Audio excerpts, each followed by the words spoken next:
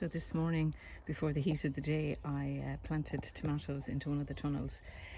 So bed prep for this was I actually dug out a couple of trenches and put some compost in there. I also added some seaweed dust and a bit of a potassium pelleted feed just for, because it's tomatoes, and it will help with fruiting later on, hopefully. So the spacing is 50 centimeters in the row, and then the rows are probably 60 centimeters apart.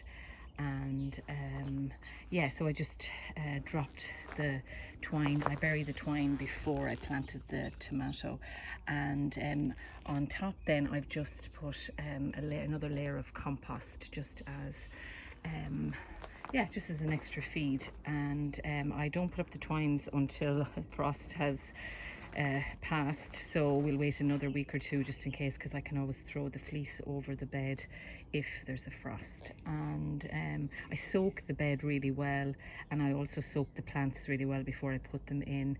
And now the next job then is just to lay some tape down, the drip tape down the beds. I usually do 2 lines per row of plants, and yeah, that's always the last job. I hate laying piping, but has to be done, and they will need water just because it's been so warm over the last few days, you know. But the tomatoes are doing really well. And what else? I just put in some flat leaf parsley in this bed a couple of days ago, and they have literally doubled in size.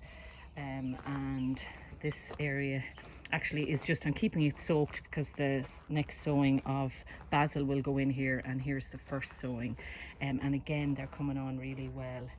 And beyond those then I just have some carrots, so they're covered with bayonet, and then just some salad, a little bit there, spinach and some early beets and some mizuna that has self-seeded kind of there. I have a hard time pulling them out.